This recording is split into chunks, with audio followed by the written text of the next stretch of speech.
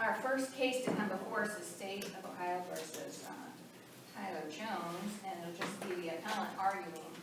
I want to remind everyone, especially appellant's counsel, obviously, that we ask you not to use the name of any victims. We ask you not use the names of any minors to protect them, because we are putting our proceedings will be posted on YouTube on our channel.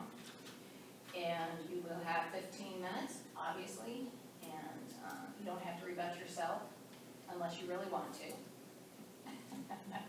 So when you're ready to begin, we're ready to hear your arguments. Thank you. And I remind you that the timer is on the monitor. Yeah. So I don't need to reserve any time, obviously. Okay. Good morning, Your Honors. May it please the Court, I am Alan Medvick. I'm here on behalf of the appellant, Tyler Jones, and we are here having raised one issue, one assignment of error on appeal, that is the application of revised code section 1.58 and the amendment to the statutory scheme that went into place in June of 2022 regarding these offenses. Mr. Jones was stopped at a traffic stop in November of 2021 and was charged with count of improper handling of firearms and motor vehicle, and was with an associated forfeiture specification. Prior to his sentencing, prior to his plea of guilt, or actually no contest to preserve this right, the state legislature amended the statutory scheme, creating a statute that created a qualified adult under 2923-111, which exempted certain people from penalties for improper handling and other concealed weapon. Essentially gave all persons who qualified, being people over 21, who had no other disability that they would face to prevent them from having a firearm, were essentially considered to now have a concealed carry permit in the state of Ohio. It's not in dispute that Mr. Jones was a qualified adult. It's not in dispute in the record that he was, or is there a stipulation by the state? There is no evidence that he was not a qualified adult. Is that an assertion by the defense in the record, or was there some kind of fact finding in the record that he was qualified? No. We entered this plea of no contest with the specific understanding that we were preserving that right as a qualified adult. Okay. That he was over 21. He was. There was no other. Are you preserving it by doing a no contest plea? Isn't improper handling of a weapon still a crime? That is the point. Right. If they had repealed the improper handling statute, I don't think there would be any question under 1.58A that without specific language of retroactive application, the law at the time would allow the arrest and prosecution of this case. The statutory scheme as amended created a carve-out on a reduction in the penalties that could be faced by Mr. Jones and people in his situation. And under 1.58B, when there is a reduction in penalty, forfeiture, or punishment, which is what we're facing here, the defendant receives the benefit of that reduced punishment, forfeiture, or penalty. And in this case, I think very similar to the Simmons case regarding the creation of a qualified individual, essentially creating the Good Samaritan statute for drug cases, protecting certain individuals from punishment. And in that Simmons case, the law was found to be retroactive for cases such as this, where they were arrested prior to and charged prior to the date of amendment, but not convicted and sentenced until after the change in that date. And to be clear, these delays were not gamesmanship. These were, Mr. Jones was pursuing intervention in lieu of conviction, and all of the convictions, all of the extensions that happened here were by agreement or in pursuit of alternate efforts to resolve these matters. And when we reach this point, there's been a change in the penalty, and as such, Mr. Jones is owed that benefit. And I would point, I had looked, obviously this is going to be a rare occurrence where this fact pattern will arise. I've found outside the Simmons case, which I believe to be analogous to the Taylor case out of the Supreme Court, which I cite in my brief.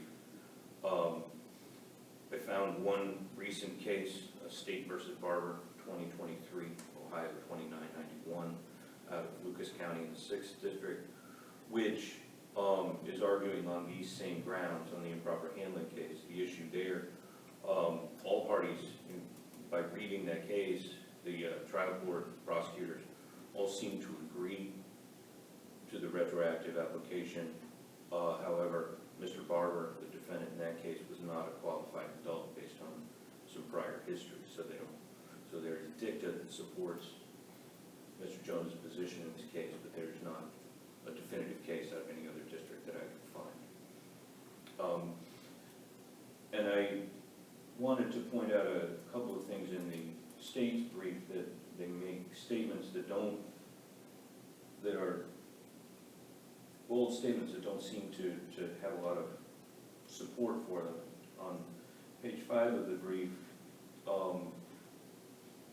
prosecutor states that because the offense itself has changed, but not just the penalty for an otherwise unchanged offense, 1.58b would not apply. That's absolutely not the case. Improper handling is still the law. It is still applicable. There is still an offense, just as there was prior to June of 22. There are just now certain people, including Mr. Jones, who are no longer can no longer be punished for that offense. Also, the prosecutor tries to distinguish the Simmons and Taylor cases by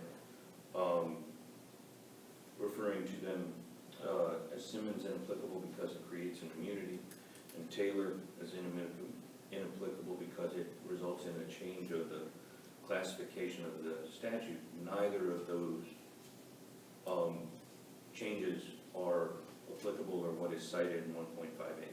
There simply means, much like here, of reaching a lesser penalty, forfeiture, and punishment as indicated in 1.58b. So the attempts to distinguish those cases from this case are, I think, unsupported by law, unsupported by fact. As you look at those cases, you'll see that they're very much on point with this case. This was a case where prior to June of 2022, improper handling was a law that could be violated. It is still a law. The penalties are still the same, except for the creation and amendment to the statutory scheme, which reduced the penalties that Mr. Jones could face. Now that, much like in the Simmons case, those penalties were reduced to 0, but that's a reduction. And the Simmons case holds that to be true, that it's not an elimination of the statute that would qualify under 1.58a, which would require evidence of retroactivity. In this case, I think quite the opposite is true, that there would have to be some evidence that it was not intended to be a retroactive application in that reduction for 1.58 to be to not apply, and for this not to require the retroactive application of the reduced penalty.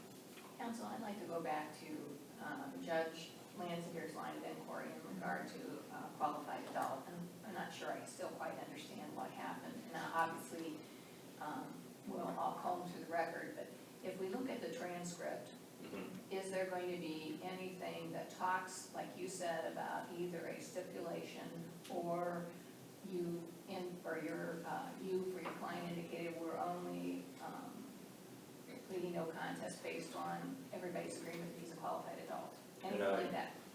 And I believe that there will be, I was a trial counsel for this matter. And obviously, all of my conversations with the prosecution, with the court, and I would hope that I was competent enough to put that in the record. But I don't have that transcript in front of me, and that's what I would tell you, is that I don't think there is no dispute of fact that, and I think that in the record, I think it was noted that this was why we were entering that plea of no contest. I remember rather long colloquy around that, at this point, that now whether that is documented in the journal entry,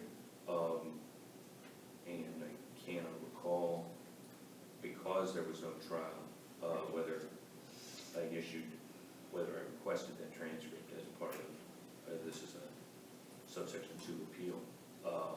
There was a motion and a brief opposition filed at the trial court level, is that correct? Was there any argument in the state's brief that the defendant was not a qualified individual? No, I don't believe so. I think that, and that's true, there was definitely a matter of, there was a motion and a denial of those facts. And that's how we got here, was this was a pretrial motion, and there is no dispute in that motion that The state doesn't raise the issue anyway that your client was not a qualified. no, and that's not raised here in this brief, that there is no dispute that Mr. Jones was a qualified adult. Attorney Mendick, can't you be guilty of improper handling of a firearm and motor vehicle and be a qualifying adult? Or, like, for instance, if you're supposed to tell the officer as soon as he comes up that you have a weapon, you're But there is also no dispute, and that is asserted in this brief and in my brief, that Right. there is no claim that that was the case. But we don't know that from He is the record. solely charged, and we are here we are here based on the facts that were asserted in those motions, which were not disputed. Okay, So in and order there to was preserve motion those factual issues, should there have been a factual hearing or a trial so that we would know that as applied to? That is the point of a no contest plea, is to preserve those rights under But when you under a plead prior hearing. when you plead no contest, you admit the facts in the complaint. And the facts in those complaints will also include my client's age, and that there was no criminal record, and it's still their burden to prove that there was, and the basis for the denial of the motion was strictly on, and I believe this is in Judge Cosgrove's statement, that there was no evidence of retroactivity, and it's my argument here that that was an improper finding, because there is no requirement for that retroactivity in the application. 1.58B is the appropriate resolution to this, not 1.58A. Thank you. Okay. And with that, I talked a lot longer than I expected to. We had some questions. Thank you. Seeing no more questions, we will go ahead and let you be on your way. We'll take the matter under advisement, and we will issue a written opinion that will be sent to both sides, as well as we report our cases for release on the Ohio Supreme Court website. Thank you very much. Thank you.